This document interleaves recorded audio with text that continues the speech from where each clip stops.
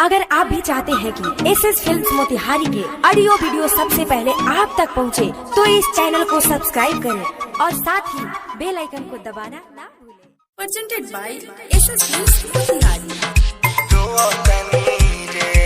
Music by Saurabh इस्लाया।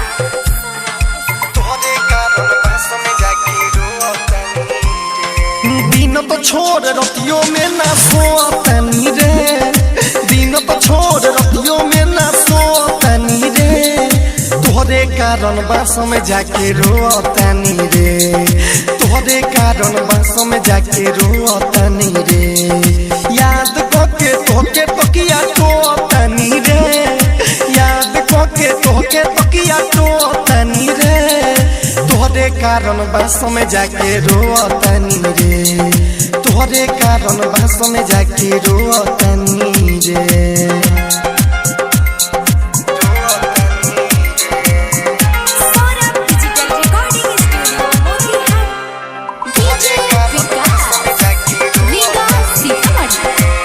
तू ही तो कहले बारे हमर दासा,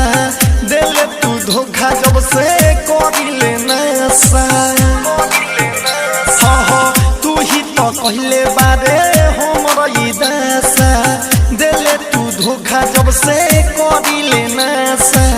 दिलवा में हमरा ऐसे गइले समाई, केतनो भूले के चाही भूल न पाई, केतनो भूले के चाही भूल न पाई, दिहल तोहर गम के बोझा ढोतनी रे,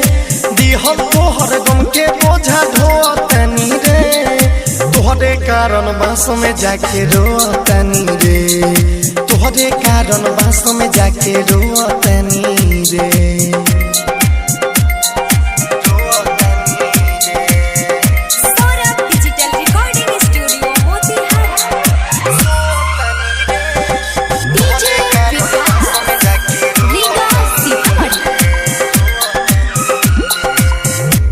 सुधीर के तू पागल बनइले,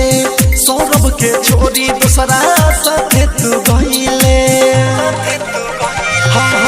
किशन सुधीर के तू पागल बनइले, सौरभ के छोरी दूसरा साथे तू गइले, रत्नेश कहिए से छोड़ले बखाना, देखी के हंसतावे सारा जमाना, देखी के हंसतावे सारा जमाना, जोहर भी खइला से मुअतनी रे, जोहर भी खइला से मुअतनी रे, तोहरे कारण बास में आके रोतनी रे, तोहरे कारण बास में आके रोतनी रे, दिन तो छोड़ रतियों में न सोतनी रे, दिन तो छोड़ रतियों में न सोतनी रे, तोहरे कारण बास में आके रोतनी रे, तोहरे कारण बास में आके रोतनी रे।